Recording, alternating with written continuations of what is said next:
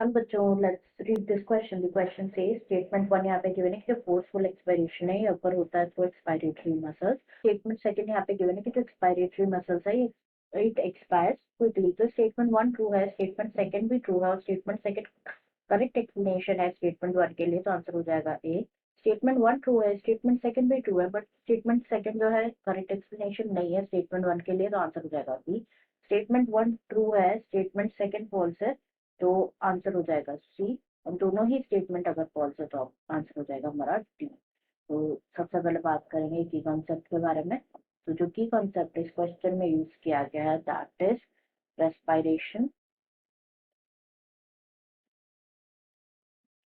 तो जो रेस्पिरेशन है, जो प्रोसेस होता है रेस्पिरेशन का, ये दो डिस्टिंक्ट फेसेस में डिवाइडेड होता है। एक होता है इंस्पिरेशन और इनहेलेशन,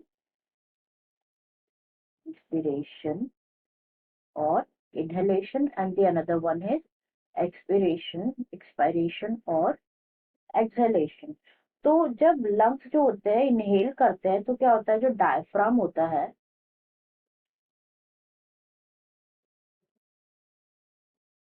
डायफ्राम जो थिन मस्कुलर लेयर होती है जो कि प्रेजेंट होते हैं बीनीथ द लंग्स, ये क्या करते हैं, कॉन्ट्रैक्ट करते हैं। It contract and pulls downward.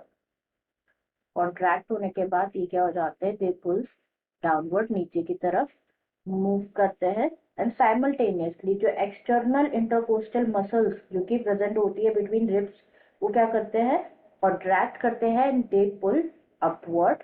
Intercostal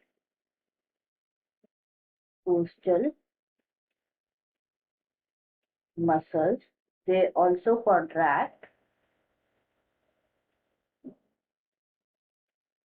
and pull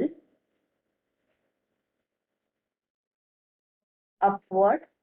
तो जिसकी वजह से क्या होता है, जो थोरैसिक कैविटी की जो साइज है ना वो इंक्रीज होती है एंड डिक्रीज होता है pressure inside, and after the process of inspiration जो एयर है वो फिल हो जाती है लंग्स में। नेक्स्ट यहाँ पे देखिए अबाउट एक्सपिरेशन। तो ड्यूरिंग एक्सपिरेशन क्या होता है, जो नेक्स्ट फेज होती है उसे एक्सपिरेशन कहा जाता है। तो जब लंग्स एक्सहेल करते हैं तो डायफ्राम क्या होता है, रिलैक्स होता है, just opposite to inspiration. Diaphragm gets relax and जो वॉल्यूम होती है थोरैसिक कैविटी की, वॉल्यूम ऑफ थोरैसिक कैविटी वो डिक्रीज हो जाती है एंड अलोंग विथ प्रेशर क्या होता है, इंक्रीज हो जाता है। एज अ रिजल्ट जो एयर है वो क्या होती है, बाहर आ जाती है लंग्स से। बात करें यहाँ पे फोर्स्ड एक्सपिरेशन के बारे में, इसके बारे में हमसे पूछा गया है। इन फोर्स्ड एक्सपायरेशन जो एक्सेसरी मसल्स होती है ना एब्डोमेन की, वो क्या होती है, कॉन्ट्रैक्ट करती है। एक्सेसरी मसल्स ऑफ एब्डोमेन वो कॉन्ट्रैक्ट करती है एंड ये फोर्स करते हैं ऑर्गन्स को कि in the abdomen upward against the diaphragm. और हम कह सकते हैं यहाँ पे फोर्सफुल एक्सपिरेशन क्या होता है, एफर्ट्स रिक्वायर होता है different type of different group of intercostal और कुछ एब्डोमिनल मसल्स जो होती है ना वो भी कॉन्ट्रैक्ट करते हैं, जिससे क्या होता है, जो थोरैसिक कैविटी का जो वॉल्यूम होता है वो रिड्यूस होता है more then in ordinary respiration.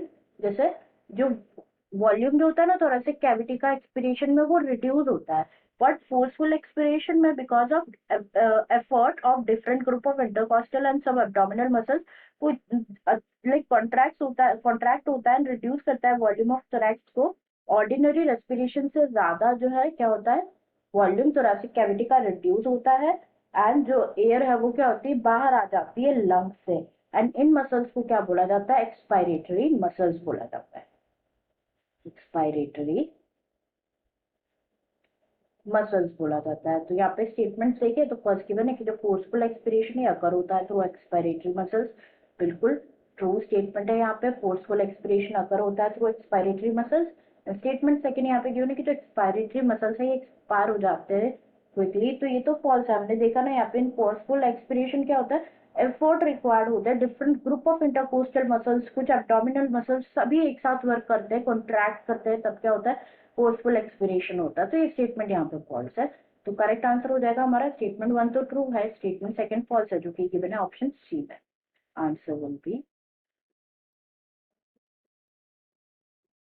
option C. I hope you understood it well. Best of luck.